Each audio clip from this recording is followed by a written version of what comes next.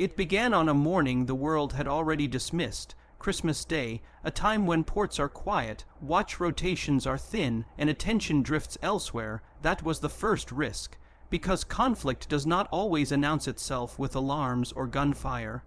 Sometimes it arrives wrapped in silence, and sometimes that silence is deliberate. Just after dawn, 6 Venezuelan patrol boats altered course at the same moment. No radio calls, no warnings, no visible weapons activation. To civilian traffic it looked routine, to trained naval eyes it looked coordinated. At sea, geometry is language, and this geometry was tightening. The American carrier group did not react, no change in speed, no turn away, no visible adjustment at all. The massive ship continued on its heading, steady and unreadable. That calm was not hesitation. It was discipline, because reacting too early hands control to the other side, and control was the real battlefield. The Venezuelan vessels closed distance slowly. Each boat adjusted speed by fractions, compressing space without crossing an obvious line. This was not an attack, not yet. It was pressure, the kind designed to provoke a mistake. The kind meant to test nerves before testing steel. Inside the American ship, nothing was missed. Radar plots updated smoothly. Optical systems tracked hull numbers and wake patterns. Every movement was logged, time-stamped, and preserved. The ship did not acknowledge the approach because acknowledgement would legitimize it. Silence, in this moment, was leverage. Minutes passed. The distance shrank. Civilian vessels in the area altered course, sensing tension they could not explain. The Venezuelan patrol boats tightened formation, forming a loose arc ahead of the carrier. It was a familiar maneuver: limit maneuverability, create uncertainty, force communication. The first hail came across open maritime channels. Calm, procedural, a request for identification and intent. The American ship did not answer. That silence carried weight. It said everything without committing to anything. The Venezuelan commanders expected reaction. They expected warnings. They expected movement. Instead, they saw a ship that behaved as if they did not exist. The carrier continued forward, massive and indifferent, its course unchanged. That was when confidence began to erode. One patrol boat surged ahead briefly, then eased back. Another adjusted angle, probing for response. Still nothing. No course correction, no speed change. But inside the American command spaces, decisions were already locked in. Helicopter crews were alerted but held on deck. Fighters remained secured. No visible escalation occurred because escalation would shift responsibility. The objective was not dominance through threat. It was dominance through restraint. The Venezuelan formation now sat inside a narrowing envelope, close enough to be seen clearly, close enough to be recorded in detail. What had begun as intimidation was becoming evidence. Another hail came through, sharper this time, more insistent. The American ship remained silent. That silence forced a realization. If this encounter unraveled, the record would show who pressed forward and who held steady. The patrol boats slowed, just slightly, enough to register. Their formation loosened by degrees almost too small to notice. Pressure, when unreturned, begins to reverse direction. Restraint, when visible, becomes a weapon. Then the helicopter lifted, not fast, not aggressively. It rose smoothly, deliberately, just enough to be seen. Sensors activated, cameras rolling, no flares, no warnings, just presence. From the Venezuelan decks, the encounter changed instantly. They were no longer pressing an unresponsive ship. They were being watched from above and from the horizon. Their silence was no longer theirs alone. It was being observed, recorded, and preserved. The lead patrol boat altered course. Barely, but enough to break the geometry. Another followed moments later. The arc collapsed into something less intentional, not retreat yet, but hesitation, and hesitation at sea is dangerous. The American ship still did not change speed. That was the moment the test failed. The Venezuelan commanders had assumed silence meant uncertainty. They assumed calm meant delay. What they encountered instead was control. A final hail came through.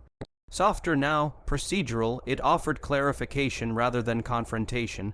The American response did not change, no words, no threats, just forward motion. One by one, the patrol boats peeled away slowly, carefully, each maneuver measured as if trying to make the withdrawal appear intentional, as if hoping no one would notice. But everything had already been noticed. The helicopter returned to the deck. Fighters remained secured. Sensors stayed active, but the posture relaxed. Christmas resumed. No shots were fired. No headlines announced a crisis, but the message traveled anyway, through intelligence channels, through command briefings, through quiet reassessments, because the lesson was unmistakable. Modern power is not loud. It does not rush. It does not prove itself through spectacle. It waits. It observes. It allows the other side to reveal intent, and then it refuses to blink. On that morning, 6 patrol boats learned that silence is not weakness, that restraint is not indecision, and that testing a force built to remain calm under pressure is a mistake measured not in seconds, but in consequences. Some vessels are not meant to be surrounded, they are meant to be understood. Nothing exploded, no alarms screamed, yet the moment carried the weight of a war that almost began without anyone noticing. In the gray space between peace and conflict, silence became pressure, and pressure, when left unanswered, became a weapon. At sea, strength is not always visible. Sometimes it is measured in heading lines that never bend, in speed that never changes, and in the confidence to let the other side expose itself first. That is how control is asserted now, and that is why the most dangerous ship on the ocean is often the one that never moves at all. It unfolded far from cameras, headlines, and public awareness. No holiday crowds, no dramatic confrontations, just open ocean and a confidence born from the belief that no one was watching. That belief was the mistake. In the early hours, a Russian intelligence vessel moved steadily through contested waters. Its course was deliberate, its speed measured, its mission quiet. This was not a show of force. It was something more calculated. A gray zone operation designed to remain invisible, deniable, and just short of provocation. The vessel's commanders trusted in silence. They trusted in distance. They trusted in the ocean itself to conceal intent. For decades, that trust had been justified. The deep had always favored those who understood how to disappear. But the environment had changed. Above the water, nothing seemed unusual. NATO surface ships held position. No course changes, no warnings, no visible reaction. To an outside observer, it appeared passive, even indifferent, but that calm was engineered, because reacting too early would have surrendered control. And control, not confrontation, was the objective. Hours passed without incident. The Russian crew interpreted the lack of response as confirmation. They believed their presence had gone unnoticed. They believed the window was open. Then, without announcement, the balance shifted. A U.S. Navy P-8 Poseidon entered the area quietly, its arrival indistinguishable from routine patrol traffic. No radio challenge, no aggressive maneuvering. Just altitude, speed, and sensors already awake. It did not need to speak. Its role was not to warn, it was to observe. From high above, the Poseidon began building the picture. One sonobuoy at a time entered the water. Each device fell silently, disappearing beneath the surface, listening. No explosions, no splashes meant to intimidate, just a growing acoustic net forming invisibly below. The ocean, once opaque, became transparent. Every vibration now had a signature. Every engine pulse carried identity. What the Russian crew believed was stealth was, in reality, exposure unfolding in real time. The sea itself had turned against them. Still, confidence held. The mission continued. On board the Russian vessel, preparations began for the next phase. The S-37 submersible was readied, a platform designed for precision work, for operations where no one could see, hear, or prove anything after the fact. Its deployment relied on ambiguity. As the submersible entered the water, NATO forces did nothing. No intercept, no warning, no maneuver. That silence reinforced the illusion. The Russian commanders believed they were operating beneath notice. But above and below, every movement was already being mapped. The submersible descended. Sonobuoy arrays tracked its motion, course changes, depth adjustments, mechanical sounds, all translated into data. The operation was no longer covert, it was catalogued. This was the real battlefield, not the surface, not the sky, but the seabed itself. Fiber optic cables stretched across the ocean floor, carrying global finance, military communications, and government traffic. Invisible to most of the world, essential to all of it. Approaching them is never accidental. There are places where research ends and intent begins. When contact was made, that line was crossed. Sensors confirmed interaction with undersea infrastructure. Not proximity, not drift, direct engagement. At that moment, ambiguity collapsed. Intent was no longer theoretical, it was documented, and still no weapons were fired. That restraint was decisive. By allowing the operation to continue just far enough, NATO gained everything that mattered. Legal authority, strategic clarity, psychological leverage. The Russian mission had revealed itself without being challenged, without being forced, without being interrupted. The trap closed silently. Inside command centers, the posture shifted, observation became control. The Russian crew sensed the change before it was explained. Subtle indicators appeared. Aircraft remained overhead longer than expected. Surface ships held angles that felt deliberate. The environment no longer felt empty. Confidence fractured. The submersible's movements grew cautious. Extraction planning replaced expansion. What had been precision now felt exposed. Every adjustment added to the record being built. Above, the Poseidon remained steady. It did not descend.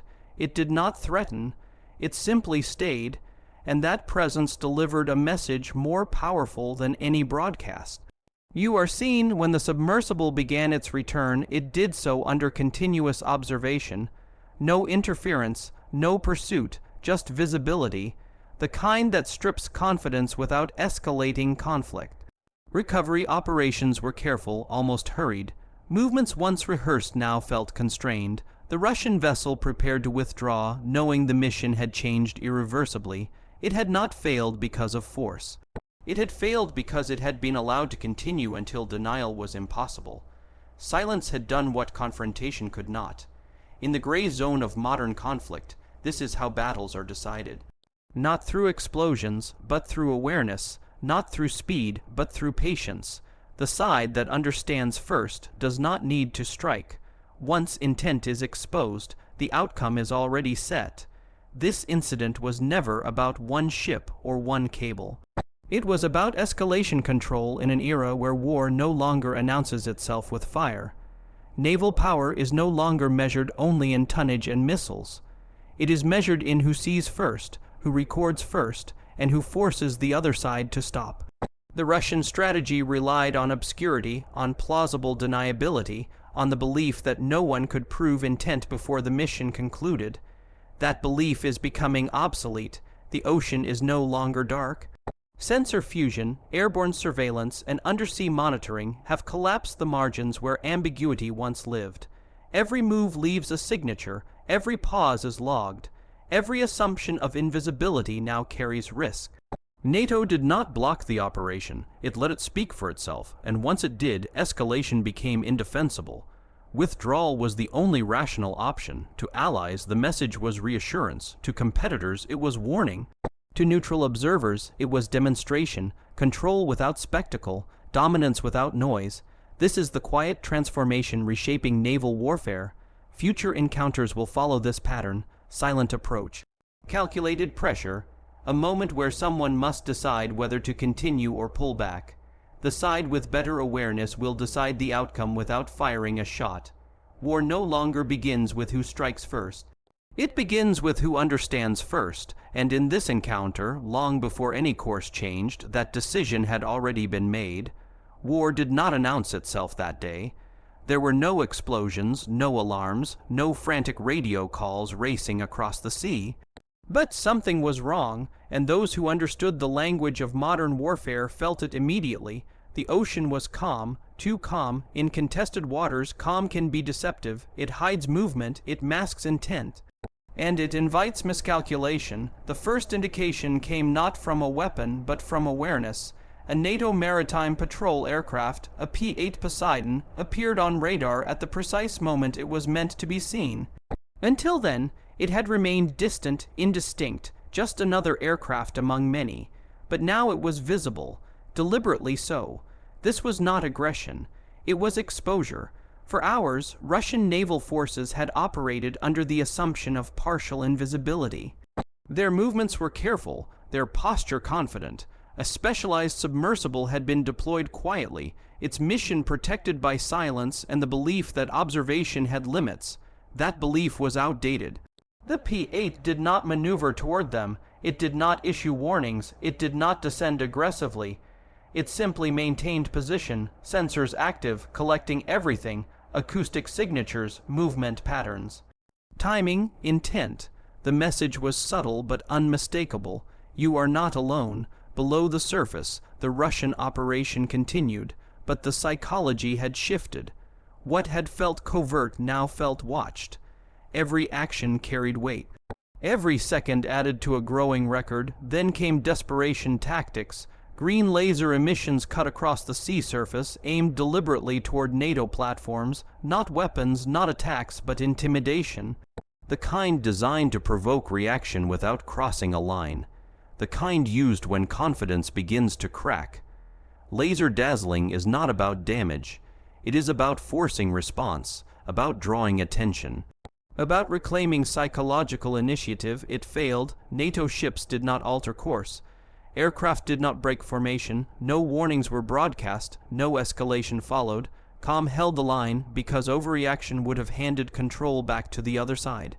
Inside NATO command centers, discipline was absolute. Every laser emission was logged. Every bearing was time-stamped. Every attempt at intimidation became evidence rather than leverage. The sea, meanwhile, became a weapon of its own. HMS Iron Duke, operating with deliberate precision, adjusted position subtly. No dramatic maneuver, no aggressive turn, just a calculated alignment with physics. Its wake spread outward in a controlled pattern, intersecting the operational space of the Russian submersible support effort. No weapon touched water, but the effect was immediate. Wake turbulence disrupted delicate operations. Stabilization systems struggled. Precision gave way to urgency. What had been a controlled mission began to feel unstable, unpredictable.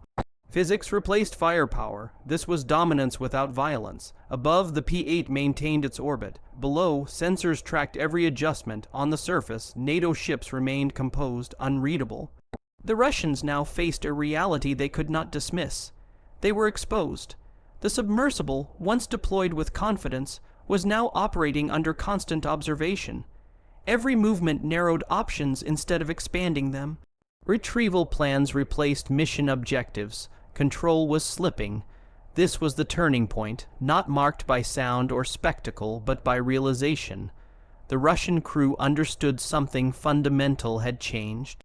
They were no longer testing boundaries. They were operating inside someone else's decision space. Every second they remained increased the strategic cost. The AS-37 was recovered under watchful eyes. Not hurried, but no longer precise, the mission had collapsed quietly, stripped of momentum and purpose. No NATO vessel moved to intercept. No aircraft descended to threaten. Nothing needed to. The Russian ship began its withdrawal slowly. Deliberately, almost ceremonially, its wake stretched behind it like a line drawn under the encounter. A retreat without being chased, a failure without being attacked. Silence returned to the sea, but the lesson lingered. This was modern power, redefined. Victory without explosions. Dominance without headlines. Control achieved not by forcing action, but by denying ambiguity. The Russians had not been defeated by weapons.